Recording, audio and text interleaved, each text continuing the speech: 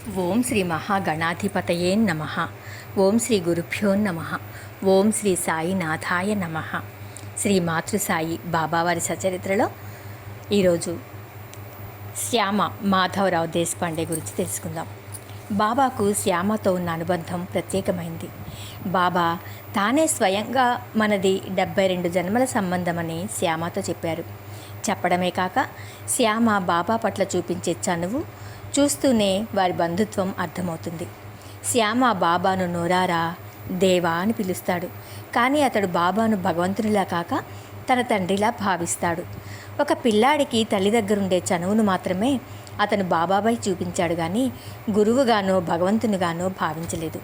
ఇలా భావించడంలో కొంత దూరం కనిపిస్తుంది. ఎందుకంటే గౌరవం, భక్తి అనేవి కొంత దూరం పెంచుతాయి. కానీ సహజమైన ప్రేమ ఉన్న చోట ఎటువంటి నియమాలు, భయభక్తులు, ఆటంకాలు ఉండవు.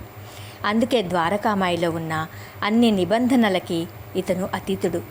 ఇప్పటి వరకు మనం చూసాం, బాబా తన భక్తులను ఒక్కొక్కరిని ఒక్కొక్క కార్యానికి ఉపయోగించుకుని వారి ద్వారా సమాజానికి ఎంతో మేలు చేశారు. శ్యామకు భక్తుల యోగక్షేమాలు చూసే బాధ్యతనిచ్చారు. ఇవ్వడమంటే బాబా స్వయంగా ఆ సంగతి చెప్పడం కాదు, వారికి ఆ బుద్ధిని కలిగించి వారు ఇతరులకు ఉపయోగపడేలా చేసేవారు. ఆ రకంగా శ్యామ బాబా దర్శనానికి వచ్చే భక్తుల తరపున బాబాతో మాట్లాడి పోట్లాడి బాబాను ఒప్పించడంలో వారికి సహాయపడేవాడు. శ్యామ ప్రమేయం లేకుండా బాబా వద్ద తమ కష్టాలను, కోరికలను తీర్చుకున్న వారి సంఖ్య చాలా తక్కువ ఉంటే అందులో అతిశయోక్తి ఏమీ లేదు. ఎందుకంటే కొత్తవారు ఎవరు బాబాను దర్శించుకోవాలన్నా శ్యామ దగ్గరకు వెళ్ళి తమ కష్టాలు చెప్పుకుని శ్యామ ద్వారా బాబాను చేరేవారు. ఆఖరుకు ఈ సచ్చరిత్ర రాసిన హేమాత్ పంత్ కూడా ఈ గ్రంథ రచనకు బాబా అనుమతిని శ్యామ ద్వారానే కదా అడిగించాడు. శ్యామ పెద్దగా చదువుకోలేదు. ద్వారకామాయిని ఆనుకుని ఉన్న ఒక గదిలో ఉన్న పాఠశాలకు ఇతను ఉపాధ్యాయుడు. ఆ రకంగా వారి మధ్య సంబంధం మొదలైంది. ఎక్కువగా చదువుకొని ఇతని చేత బాబా అనేక గ్రంథ పారాయణలు చేయించారు. అనేక మంది భక్తులు పారాయణ గ్రంథాలను మొదట బాబా చేతికిచ్చి పావనం చేసి ఇవ్వమనగా బాబా వాటిలో చాలా వాటిని శ్యామ దగ్గరుంచమనేవారు. వారు మళ్ళీ ఇంకొక పుస్తకం కొనుక్కునేవారు. ఇలా చేయడం వలన బాబాకు శ్యామపై ఉన్న ప్రత్యేక ప్రేమ తెలుస్తుంది. భక్తులు బాబాకు తెచ్చే నైవేద్యాలను కూడా శ్యామనే ప్రతినిత్యం భక్తులందరికీ వడ్డించేవాడు. ఈ విధంగా తన చేతులతో ఎందరికో సాయి అమృతాన్ని అందించినవాడు శ్యామ.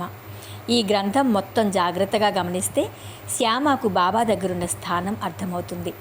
పైకి బాబాతో పోట్లాడుతున్నట్లు కనిపించినప్పటికీ అతనికి బాబాపై ఉన్నది అచంచల విశ్వాసం.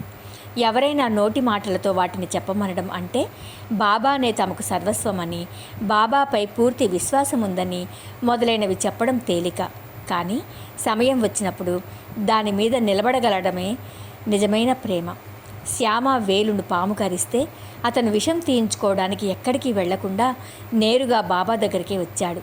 అటువంటి ప్రాణాపాయ స్థితిలో కూడా అతను బాబాపైనే ఆధారపడ్డాడు. ఇదే స్థిర నమ్మకానికి ఉదాహరణ. శ్యామ చిన్నతనంలో అతనికి జబ్బు చేయగా అతని తల్లి ఆ జబ్బు తగ్గించమని వారి కులదైవమైన సప్తశృంగి దేవతకు నమస్కరించి బాలుడి జబ్బు తగ్గితే పిల్లవాడిని ఆ దేవత దర్శనానికి తీసుకువెళ్తానని మొక్కుకుంది. అప్పుడు శ్యామ జబ్బు నయమైంది. కొంతకాలానికి ఆ తల్లికి కుచములపై తామర రాగా సప్తశృంగి దేవతకు 2 వెండి కుచములు చేయిస్తానని ఇంకొక మొక్కు మొక్కింది. అయితే ఈ 2 మొక్కులు తీరకుండానే ఆమె కన్ను మూసింది. తాను చనిపోయే ముందు ఈ 2 మొక్కుల సంగతి శ్యామకు చెప్పి ఈ మొక్కులు చెల్లించే బాధ్యత అతని మీద పెట్టి తాను చనిపోయింది. కొంతకాలానికి శ్యామ ఈ మొక్కుల సంగతి పూర్తిగా మర్చిపోయాడు. 30 సంవత్సరాల తర్వాత షిరిడీకి పేరు మోసిన ఒక జ్యోతిష్కుడు రాగా శ్యామ తమ్ముడు తమ కుటుంబం ఎందుకింత కష్టాలను అనుభవిస్తోందని ఆ జ్యోతిష్కుడిని అడగగా అతను ఈ మొక్కులు చెల్లించకపోవడం వలన సప్తశృంగి దేవత వారికి కష్టాలు కలిగిస్తోందని చెప్పాడు. తమ్ముడు వచ్చి శ్యామకు ఈ సంగతి చెప్పగానే అతనికి తన తల్లి మొక్కు గుర్తుకు వచ్చి ఇక ఆలస్యం చేయరాదని వెంటనే 2 వెండి కుచములు చేయించి తనకు సర్వము సాయే కాబట్టి బాబా పాదాల మీద ఆ 2 వెండి కుచములను నమస్కరించాడు. ఆ 2 వెండి కుచములను ఉంచి నమస్కరించాడు. అయితే బాబా అతనిని అవి తీసుకుని సప్తశృంగికి వెళ్ళి ఆ మొక్కు చెల్లించి రమ్మని చెప్పారు. బాబా ఎందుకు ఇలా చెప్పారో చూద్దాం. అక్కడ సప్తశృంగి గుడి పూజారి అయిన కాకాజీ వైద్య అనేక కష్టాల పాలై మనశ్శాంతిని పోగొట్టుకున్నాడు. అతనెంత దయతో సప్తశృంగేరి దేవతను ఈ ఆందోళన నుంచి తప్పించమని ప్రార్థించగా ఆ దేవత బాబా దగ్గరకు వెళ్ళు, నీ మనస్సుకు శాంతి దొరుకుతుందని చెప్పింది. అతనికి బాబా ఎవరో తెలియకపోవడం వల్ల బాబా అంటే శివుడేమోనని నాసిక్ త్రయంబకేశ్వరం వెళ్ళి అక్కడ 10 రోజులుండి శివుని అత్యంత భక్తి శ్రద్ధలతో పూజించినా కూడా అతనికి మనశ్శాంతి దొరకక తిరిగి సప్తశృంగికి వెళ్ళి దేవతను బాబా గురించి అడగగా బాబా అంటే షిరిడీ సాయిబాబా అని చెప్పింది.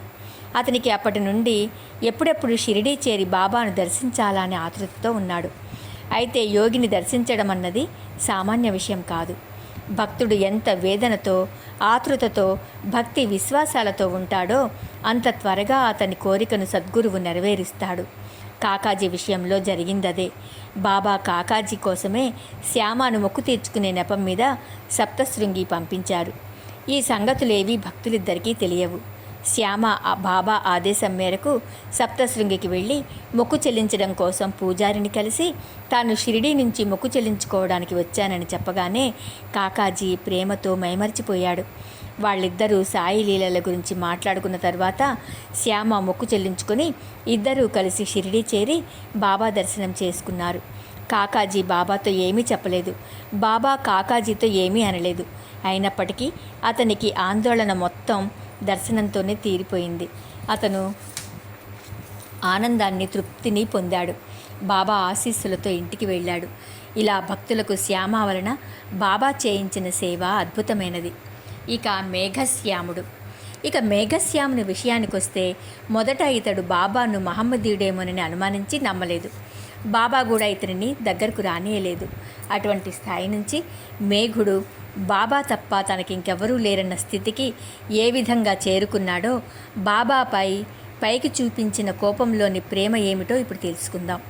సాఠేవాడ కట్టించిన హరివినాయక సాఠే దగ్గర వంట బ్రాహ్మణుడు ఈ మేఘశ్యాముడు. ఇతను అమాయకుడు, శివభక్తుడు, చదువు రానివాడు. కానీ ఎప్పుడు ఓం నమశివాయ అని శివపంచాక్షరి ప్రతినిత్యం జపిస్తూ ఉండేవాడు.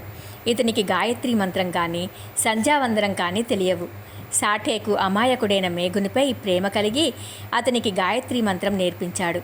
అంతేకాక ఇతనికి శివుడి మీద భక్తి కాబట్టి సాయిబాబా శివుని అవతారమని సాఠే ఇతనికి చెప్పి ఇతనిని షిరిడీ ప్రయాణం చేయించాడు. అయితే దారిలో ఎవరో బాబా ముస్లిం అని చెప్పగానే మేఘశ్యాముడు భయపడి వెనక్కు తిరిగి వెళ్ళిపోయి అటువంటి చోటుకు తనని పంపవద్దని సాఠేని బ్రతిమిలాడాడు. కానీ సాఠేకు ఎలాగైనా మేఘశ్యాముని బాబా వద్దకు పంపించాలని నిర్ణయించుకొని అతనికి ధైర్యం చెప్పి షిరిడీలో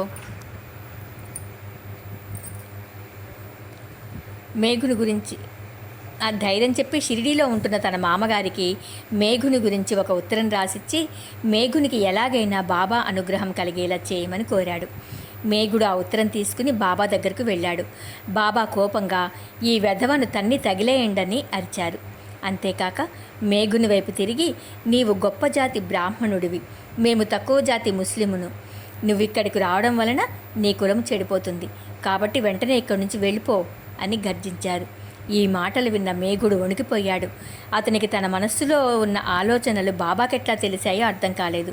కొన్ని రోజులు అక్కడే ఉండి తనకు తోచిన విధంగా బాబాను సేవించాడు. కానీ అతనికి తృప్తి కలగలేదు. అక్కడి నుంచి వెళ్ళిపోయి 1 సంవత్సరం 6 నెలల తర్వాత మళ్ళీ షిరిడీకి వచ్చాడు. అయితే ఈసారి దాదా కేల్కరు బాబాను వేడుకోగా బాబా మేఘుని ద్వారకామాయిలోకి రావడానికి షిరిడీలో ఉండటానికి అనుమతించారు. బాబా అతనికి ఏ రకంగానూ ఉపదేశం చేయలేదు. అతని మనస్సులోనే మార్పు కలగజేయడం ప్రారంభించారు. ఎందుకంటే ఇతనిది స్వచ్ఛమైన భక్తి కాబట్టి తనకు తానుగా బాబా మహానుభావుడనే నిజాన్ని గ్రహించేలా చేశారు. క్రమంగా అతనిలో మార్పు కలిగి బాబా అంటే తన ఆరాధ్య దైవమైన శివుడే అన్న నమ్మకం అతనిలో స్థిరపడిపోయింది. ఈ నమ్మకం ఎంత గట్టిగా ఉందంటే శివుడి పూజకు బిల్వపత్రం కావాలి కాబట్టి అతను బిల్వపత్రం కోసం ప్రతిరోజు కొన్ని మైళ్ళ దూరం నడిచి బిల్వపత్రి తీసుకువచ్చి తన శివుడైన బాబాను ఆ పత్రితో పూజిస్తూ ఉండేవాడు. గ్రామంలో ఉన్న దేవతలందరినీ పూజించిన తర్వాత బాబా దగ్గరకు వచ్చి బాబాను పూజించి వారి పాదాలనొత్తి వారి పాదతీర్థం తాగడం ఇతని దినచర్యగా మారిపోయింది. ఇతని భక్తి నమ్మకాలు ఏ స్థితికి చేరుకున్నాయో చూద్దాం. ఒక మకర సంక్రాంతి రోజున మేఘునికి బాబా శరీరానికి గంధం రాసి గంగాజలంతో అభిషేకం చేయాలని అనిపించింది. బాబాకు అది ఇష్టం లేదు. మేఘుడు రాను పోను 8 మైళ్ళ దూరం నడిచి వెళ్ళి గంగాజలం తీసుకురావాలి. అతనికి కష్టం ఎందుకని బాబా వద్దన్నారు. కానీ మేఘుడు మరీ బతిమాలగా బాబా ఒప్పుకున్నారు. అప్పుడు తీర్థం తీసుకువచ్చి ఏర్పాట్లన్నీ చేసుకుని బాబా దగ్గరకు వచ్చి 12 గంటలకు అభిషేకానికి సిద్ధంగా ఉండమని కోరాడు. అప్పుడు బాబా తనకు అభిషేకం అవసరం లేదని, తాను ఫకీరు కాబట్టి గంగాజలంతో తనకేమీ పని లేదని అన్నారు. కానీ మేఘుడు బాబా మాటలు వినకుండా శివుడికి అభిషేకం ఇష్టం కాబట్టి తనకు శివుడైన బాబా అభిషేకం చేయించుకోవలసిందేనని పట్టుబట్టాడు. అతని నిష్కల్మష భక్తికి బాబా సంతోషించి వచ్చి పీట మీద కూర్చుని తలను ముందుకు వంచి మేఘుడిని శరీరానికి తల ముఖ్యం కాబట్టి తల మీదనే నీళ్లు పోయమని, అలా చేస్తే శరీరానికి అంతటికీ పోసినట్లు అవుతుందని చెప్పారు. మేఘశ్యాముడు దానికి ఒప్పుకుని నీళ్లకుండను పైకెత్తి హరగంగే హరగంగే అంటూ ఎంతో పరవశంగా నీళ్లన్నింటితోనూ బాబాను అభిషేకించాడు. అతను బాబాను ప్రత్యక్ష శివునిగా భావిస్తూ వచ్చాడు కాబట్టి శివునికి అభిషేకం చేస్తున్న ఆనందంలో అతను బాబా తల మాత్రమే తడపమన్న సంగతి మర్చిపోయి నీళ్లన్నింటినీ బాబాపై పోశాడు. తరువాత చూసేసరికి అతనికి ఆశ్చర్యాలలోకెల్లా ఆశ్చర్యం కలిగించేలా బాబా తల మాత్రమే తడిసి శరీరం అంతా పొడిగా కనిపించింది. ఈ లీలను చూసిన మేఘుడు మైమరిచిపోయి బాబా పాదాలపై పడ్డాడు. ఈ రకంగా స్థిరమైన భక్తితో మేఘశ్యాముడు బాబాను స్వయంగా పూజించడమే కాక తాను ఉంటున్న వాడాల్లో బాబా ఫోటో నుంచి ప్రతినిత్యం దానిని కూడా పూజిస్తూ ఉండేవాడు. ఇలా 1 సంవత్సరం గడిచిన తర్వాత అతని భక్తికి మెచ్చుకున్నానని తెలపడానికి బాబా అతనికి ఒక నిదర్శనం చూపించారు. ఒకరోజు తెల్లవారుజామున మేఘుడు పడుకొని ఉన్నప్పటికీ బాబాను ధ్యానిస్తూ ఉన్నాడు. అప్పుడు బాబా అతనిపై అక్షింతలు జల్లి మేఘునితో త్రిశూలం గీయమని చెప్పి అదృశ్యమయ్యారు. మేఘుడు కళ్ళు తెరిచి చూసేసరికి బాబా కనిపించలేదు. కానీ అక్షింతలు అక్కడక్కడ పడి ఉన్నాయి. అవి చూడగానే మేఘుడు బాబా దగ్గరికి వెళ్ళి తన కళ గురించి చెప్పి అన్ని తలుపులు కిటికీలు వేసి ఉండగా బాబా అక్కడికి ఎలా వచ్చారని ప్రశ్నించాడు. అప్పుడు బాబా అతనితో రూపము లేని తనకు తలుపులతో పని లేదని, తానన్ని చోట్ల ఉంటానని, ఎవరైతే తననే నమ్మి ఆరాధిస్తారో వారి పనులన్నీ చూడవలసిన బాధ్యత తనదేనని చెప్పారు. అప్పుడు మేఘుడు వాడాకు తిరిగి వెళ్ళి బాబా ఫోటో దగ్గరే త్రిశూలం గీశాడు. ఆ మరునాడే ఎవరో పూనా నుంచి వచ్చి బాబాకు శివలింగాన్ని సమర్పించారు. అక్కడే ఉన్న మేఘుడికి బాబా ఆ లింగాన్ని ఇచ్చి జాగ్రత్తగా పూజింపమని చెప్పారు. త్రిశూలం గీయమని చెప్పడమే కాకుండా అది గీసిన వెంటనే శివలింగం కూడా ఇప్పించి శివభక్తుడైన మేఘునకు భక్తి నమ్మకాలు స్థిరపడేలా బాబా చేశారు. ఈ రకంగా అనేక సంవత్సరాలు బాబా సేవ, పూజ, మధ్యాహ్నం సాయంకాలం హారతులు విధిగా నిర్వహించిన మేఘ 1912వ సంవత్సరంలో కాలం చేశాడు. మేఘుడు మరణించినప్పుడు ఊరి వారందరూ శవము వెంట వెళ్ళగా బాబా కూడా వారితో వెళ్ళి శవంపై పూలు చల్లి సామాన్య మానవునిలా పెద్దగా ఏడ్చేశారు. అంతేకాక బాబా తన సొంత ఖర్చులతో బ్రాహ్మణులకు భోజనం పెట్టించి మేఘుడు నా నిజమైన భక్తుడు అని చెప్పారు. ఒక భక్తుని నిష్కల్మషమైన భక్తికి బాబా స్వయంగా నా నిజమైన భక్తుడు అని ఇచ్చిన బిరుదు కన్నా ఇంకా పొందవలసిన స్వర్గం ఏముంటుంది? ఈ రకంగా బాబాతో సహజీవనం వలన మేలును పొందిన భక్తులెందరో, అంతేకాక ఒక్కసారి బాబాను దర్శించినంత మాత్రంతోనే బాబాపై భక్తి విశ్వాసాలను పొంది బాబా వలన సద్గతి పొందిన కొందరి గురించి తెలుసుకుందాం. ఇక పంజాబీ రామ్లాల్. బొంబాయిలో ఉండే పంజాబీ బ్రాహ్మణుడు రామ్లాల్కి ఒకరోజు ఒక కల వచ్చింది. ఆ కలలో బాబా కనిపించి షిరిడీకి రమ్మన్నారు.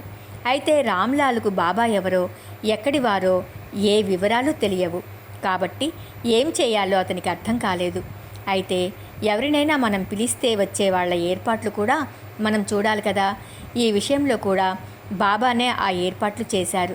ఆ రోజు సాయంకాలం అతను బజారుకు వెళ్ళగా అక్కడ ఒక దుకాణంలో బాబా ఫోటో కనిపించింది.